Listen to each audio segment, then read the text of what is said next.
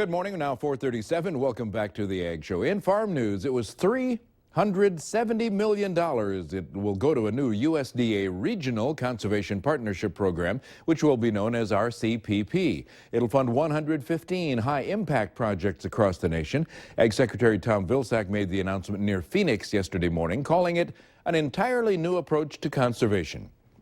RCPP competitively awards funds to conservation projects designed for a region. New RCPP projects will fund a wide array of ag and natural resource activities, including $12 million to the Red River Retention Authority for water management and flood protection around Fargo-Moorhead. More than 600 pre-proposals were submitted for RCPP in 2014.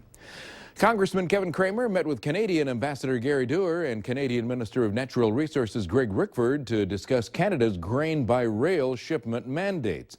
In November, the Canadian government decided to extend shipment performance mandates into March of this year. Cramer said one of the goals of the meeting was to strategize about the future of the legislation in the U.S. Senate and beyond. I used this opportunity, of course, to express in the strongest possible terms my objection to the Canadian performance mandates, the continued extension of those performance mandates on the Canadian Pacific Railway, putting North Dakota and U.S. farmers behind, at the end of the train, if you will, behind Canadian farmers and shippers is unconscionable to me. I believe that it is a violation, frankly, of certainly the spirit of free trade, if not the free trade agreements themselves. And while I certainly understand the Canadian government's frustration with our president and this administration, I'm doing all I can to improve the relationship, and I hope that and I'm frankly hopeful that it'll be met with, met with that spirit. Ed Cramer says he's warning people about how this may worsen the grain car backlog in North Dakota. A proposed federal rule change that would improve protections for farmers and others involved in futures markets should provide them with more protection. U.S. Commodity Futures Trading Commission requires currently farmers and other traders to fully cover the margin of their futures contracts by close of business the day after a trade. Starting in 2019, this deadline would be moved up, and customers would only have until the opening of business the day following a trade. As nutrient management in crops continues to be fine-tuned so that farmers can spend less and apply less fertilizer, some curiosities have surfaced in the research. Like in sugar beets, nitrogen fertilizer usage is different than in other crops. Research into how sugar beets use nitrogen has shown a change in the last decade. So the question is, what has changed?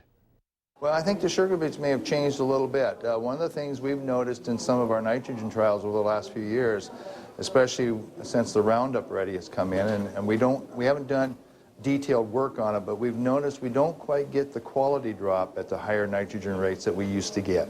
Sugar beets are very unique. If you don't have a nitrogen early in the season, they don't fill the canopy quickly, and so you can end up hurting your yield. But if you have too much nitrogen late in the season, you end up hurting your quality.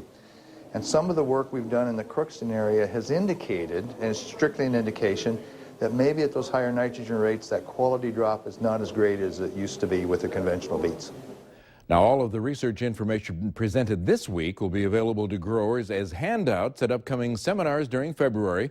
On the 5th in Grafton at the Parish Center, 10th at the Alaris in Grand Forks, 11th at the Holiday Inn in Fargo, and the 12th at the Eagles Club in Wahpeton.